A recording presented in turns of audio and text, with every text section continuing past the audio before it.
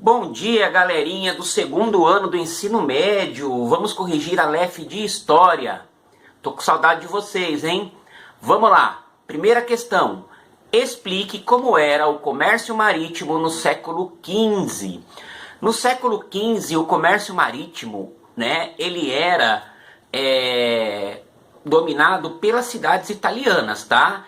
Ele foi prejudicado pela conquista de Constantinopla pelos turcos otomanos, Por um tempo houve uma redução temporária das rotas comerciais que passavam por aquela cidade e pelo Mediterrâneo Oriental. Isso fez com que o valor das especiarias, que nunca foram baratas, ficasse mais caros. Para que vocês não se esqueçam, especiarias eram os temperos: cravo, canela, pimenta do reino, cominho, açafrão, cardamomo, que eram usados para melhorar o sabor dos alimentos que eram conservados de maneira precária em tempos mais remotos.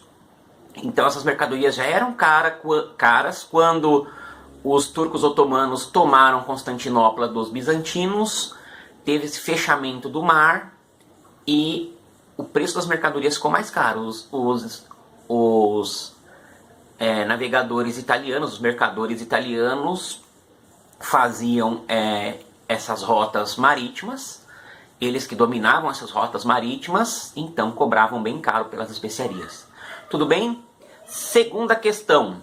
Descreva algumas condições fundamentais para que portugueses e espanhóis começassem a fazer longas viagens marítimas a partir do século XV. Bom, Portugal e Espanha são os estados nacionais mais antigos da Europa, tá? Estado nacional moderno, como Estado nacional moderno, do jeito que a gente conhece hoje, com fronteira, com bandeira, com hino, Portugal e Espanha são os primeiros estados nacionais do mundo, tá? E essa organização fez com que eles tivessem um governo centralizado, uma burguesia sólida, e houve investimento em tecnologia naval, porque eles utilizavam caravelas, quadrante, astrolábio e bússola. Com essas tecnologias de navegação, o Estado centralizado, nacional moderno, foi possível que os portugueses e os espanhóis fossem os pioneiros das grandes navegações a partir do século XV. Tá? Terceira questão. Quais as consequências da conquista e colonização da América? Bom, esse processo de conquista e colonização da América pelos europeus teve consequências diferentes para os povos que os europeus passaram a chamar de americanos, porque eles não se consideravam assim, e para os europeus. Para a Europa houve um grande acúmulo de capitais na mão da burguesia. Foi a burguesia europeia que financiou a colonização da América, então ela que obteve esse retorno. Só que para os americanos, que nós também chamamos de indígena, foi uma coisa bem cruel. Milhões de pessoas foram mortas, culturas milenares desapareceram ou foram sensivelmente alteradas, houve servidão e escravidão em massa, e os descendentes desses povos, dos indígenas que já viviam aqui, também dos negros que foram escravizados e trazidos para cá, formam uma massa de miseráveis na América, Tanto em toda a América, mesmo na América do Norte, onde houve menos introdução de escravidão negra, mas houve, os negros lá, e os índios da América do Norte quase foram extintos, E os negros ocupam ainda os setores mais baixos da população norte-americana. Tudo bem? Continuando. Questão número 4. De forma descritiva, aborde os motivos das grandes navegações. O sistema econômico da época, o mercantilismo, que era o sistema econômico do absolutismo monárquico, buscava o metalismo. O que era o metalismo? O metalismo era o acúmulo de metais preciosos dentro de um estado. Quanto mais ouro e prata um estado tivesse, mais poderoso ele seria. Então, os europeus buscavam acumular esse ouro e prata, ou encontrando efetivamente ouro e prata, coisa que eles conseguiram em grandes quantidades aqui na América, ou conseguir buscar mercadorias que valessem muito, fossem vendidas no mercado, e assim eles adquirissem ouro e prata. Por exemplo, o açúcar que foi produzido no Brasil. O açúcar era um produto de luxo, caríssimo. vocês terem uma ideia, tinha gente que deixava açúcar de herança, dava açúcar de presente de casamento, né? O negócio é... A rapadura é doce, mas não é mole não, né? Já diz o ditado. Então o açúcar era muito valorizado. E então os europeus produziam açúcar, né? Os portugueses produziam açúcar aqui no Brasil porque era um produto de luxo e ia trazer ouro e prata para os seus cofres, tá? Então, quando eles não encontravam os metais preciosos em espécie, eles produziam artigos que fosse possível ocorrer a sua venda, né? Artigos que fossem possíveis de serem vendidos, tá? E também, infelizmente, o comércio de gente, né? O comércio de pessoas escravizadas, principalmente de africanos escravizados, rendia muito em capital para os europeus. Continuando, questão número 5, resuma como foi a chegada dos espanhóis na América. Bom, os portugueses conseguiram chegar nas Índias dando a volta pela África e chegando em Calicut, né, o Vasco da Gama, o Vasco da Gama foi o primeiro português a chegar nas Índias. É aquela piadinha que eu sempre faço nas aulas, vamos lembrar, né?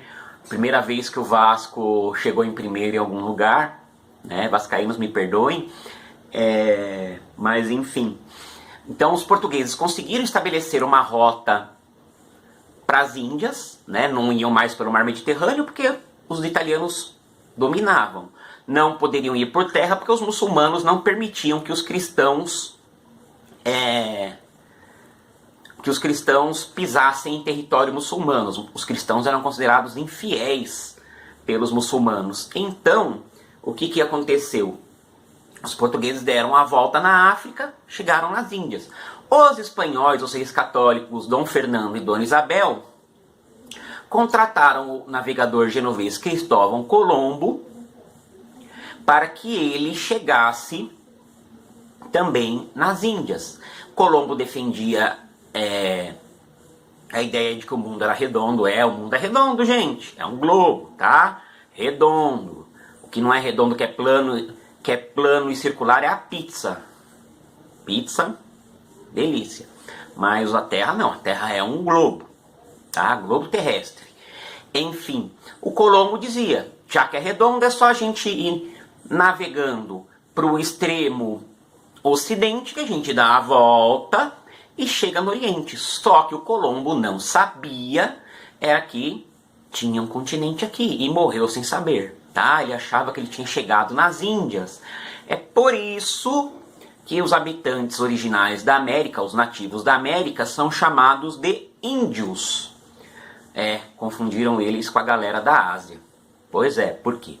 Porque os índios tinham pele morena e falavam uma língua que os europeus não entendiam. Para eles, estavam na Índia. Foi isso que o Colombo pensou. Tô na Índia, esses caras são morenos e falam uma língua esquisita. Pronto, tô na Índia. Os europeus não se importavam muito com pessoas que não fossem da Europa. Continuando.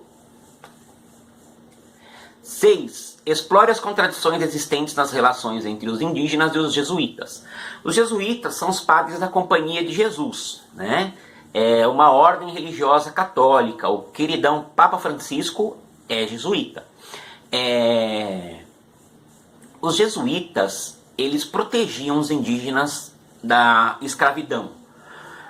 Os jesuítas conseguiram que o Papa autorizasse, por exemplo, que os índios não fossem escravizados, porque os jesuítas defendiam, esses são vassalos do rei que devem ser convertidos à fé católica, eles devem ser catequizados.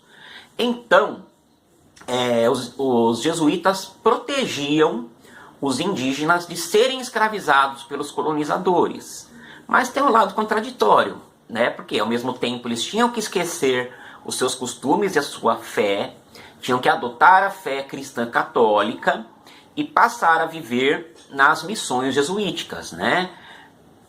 E outra coisa, os jesuítas davam uma exploradinha também. Por quê? Porque tudo que os índios produziam em excedente era vendido pelos jesuítas e ficava o lucro para a Companhia de Jesus.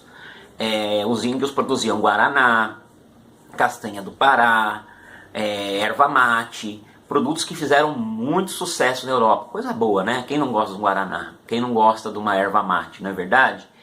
E esses produtos renderam muito dinheiro para os jesuítas e o lucro ficava para eles. Então, se por um lado os jesuítas protegeram os índios da escravidão, que isso era bom, por outro, se acabou a cultura dos indígenas e eles tinham seu trabalho explorado também. Ok? Questão número 7. Elabore um pequeno resumo sobre a viagem de Pedro Álvares Cabral às terras que se tornaram o Brasil. Gente, o Vasco da Gama bombou com a sua viagem para Calicut, na Índia. Eles tiveram um lucro de 6.000%. Vocês têm ideia do que é isso? Imagina um negócio que você investe R$1 e recebe de lucro R$6.000. Bom negócio, né? Então o rei Dom Manuel I, o Venturoso, ele ordenou a preparação de uma segunda expedição com 13 navios e 1.200 homens. Para chefiar essa expedição, o fidalgo, né, o nobre português Dom Pedro Álvares Cabral, foi escolhido. Ele seria o comandante. Só que, segundo a historiografia oficial, no dia... já chegou no dia. Houve uma tormenta, uma tempestade muito forte na altura do litoral africano e 3 caravelas se separaram do resto da frota e só encontraram águas tranquilas na praia onde hoje é a cidade de Porto Seguro, na Bahia. No dia 21 de abril, agora sim o dia, no dia 21 de abril de 1500, né? Os portugueses chegaram aqui, fizeram contato com os nativos, pregaram no chão um poste enorme em formato de cruz, rezaram uma missa. O Pero Vaz de Caminha, imediato do Pedro Álvares Cabral, escreveu uma carta para o rei narrando as coisas que tinham no país, que o clima era bom, que parecia ter muita riqueza aqui, que principalmente tinha muitas almas para serem convertidas ao catolicismo, ou seja, os índios iam virar católicos. E então foi tomada uma posse em nome de Portugal. Mas no começo os portugueses não ligavam muito para o Brasil não, que aí já vem a questão 8. Explique as razões pelas quais os portugueses decidiram pela solução colonial. Não falei que o Vasco da Gama tinha bombado lá em Calicut? Pois é. Então os portugueses só davam atenção para as Índias. Só que o que foi acontecendo? Os ingleses e os neerlandeses, lembra quem são os neerlandeses? Os neerlandeses são os holandeses, mas a Holanda não quer mais que a gente chame a Holanda de Holanda. Tá? O nome que eles preferem é Países Baixos, Netherlands em inglês, ou Nederland, a língua deles, tá? Nederlander é a pessoa que nasce lá, Nederlander em português é neerlandês, tá? A gente chama as pessoas, os países, do jeito que eles querem ser chamados, certo? Bom, o Estado português ele era mal administrado, ele gastava demais, então a coroa portuguesa tinha uma fortuna com as especiarias da Índia, só que por outro lado, essa fortuna acabava indo embora, com empréstimos que o rei fazia com os banqueiros neerlandeses e o Sacro Império Romano Germânico. Bom, e aí o que vai acontecer? Os espanhóis encontraram ouro pra caramba no México, atual México, e bastante prata no atual Peru. Então os portugueses se animaram, falaram, a gente também tem colônia na América. Os portugueses não... O que os portugueses faziam aqui? Olha só. Os portugueses faziam um escambo com os índios, uma troca. Os índios derrubavam o pau-brasil na floresta, guardavam nas feitorias, que eram armazéns armados, e as feitorias ficavam, às vezes, meses esperando os navios portugueses chegarem, carregar o pau-brasil e levar para revender na Europa, onde a madeira era muito valiosa e a tinta também, né? Pau-brasil por causa da tinta vermelha da cor da brasa que tinha no interior da madeira, a seiva, né? Essa seiva da cor da brasa. Então, era isso. O Brasil era isso para eles. Derruba madeira, troca por umas coisas que interessavam para os índios, que para os portugueses era bugiganga, colares, ferramentas, espelhos, roupas coloridas, que para os índios não era bugiganga. Se tem uso para eles, tinha valor. Então, só quando tem essa decadência do Império Português Oriental, do comércio indiano, por causa da concorrência e da má administração portuguesa, é que eles se voltam para a solução colonial. Ok? Questão 9. Faça um resumo sobre os órgãos da administração colonial portuguesa.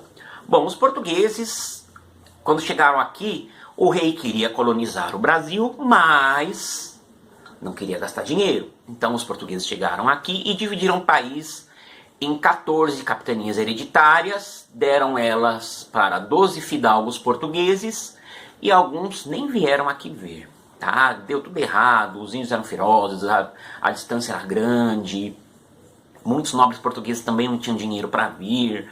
Enfim, só duas que prosperaram, foi a capitania de Pernambuco e a capitania de São Vicente, aqui no estado de São Paulo. São Vicente, primeira cidade do Brasil, viu? Quem não sabe, tá sabendo. E aí o que vai acontecer? As capitanias deram errado, aí os portugueses fundaram os governos gerais.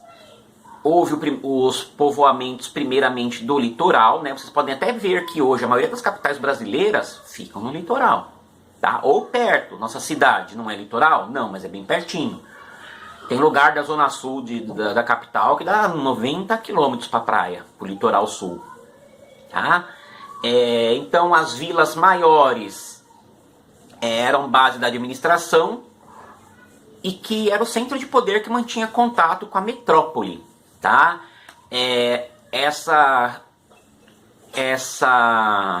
Ai caramba, não me foge não. Essas vilas maiores podiam virar cidades, né? Que eram governadas pelo alcaide. Alcaide é um outro nome para prefeito. E era administrada também pela Câmara Municipal. Para participar dessa Câmara Municipal tinha que ser um homem bom. Um homem bom era o quê? Os homens bons eram considerados ricos, brancos, como falei já, e tinham que ter pureza de sangue, ou seja, não podiam ser descendentes daqueles que foram forçados a deixar de ser judeus e se tornarem católicos. Tudo bem? 10ª questão. Relacione o tipo de colonização praticado nas colônias inglesas do sul da América do Norte com a das colônias portuguesas. Lá, no sul da América do Norte, os ingleses fizeram uma colonização semelhante com a do Brasil. Como o clima lá é quente, é uma região tropical, então eles fizeram o mesmo tipo de colonização. Usaram o sistema plantation. O sistema plantation tem um chamado tripé, que sustenta latifúndio, que são as enormes fazendas, monocultura, que é a cultura agrícola de algodão, tabaco ou anil, no caso deles, né? No nosso, o sistema plantation era com cana-de-açúcar, para a produção de açúcar, e por último, tanto lá como aqui, mão de obra escrava de negros escravizados, tá? Então, era um sistema muito semelhante com o nosso, e o sul dos Estados Unidos teve uma sociedade até que semelhante com a nossa, uma sociedade racista, uma sociedade com muita desigualdade social, uma sociedade com problemas de distribuição de renda e vários males de uma região que teve uma escravidão por bastante tempo. Tudo bem, galera? A gente termina aqui. Tô com saudade de vocês, espero reencontrá-los pessoalmente em breve. Qualquer dúvida, entre em contato com o professor. Tudo bem? Beijão, galera! Uou!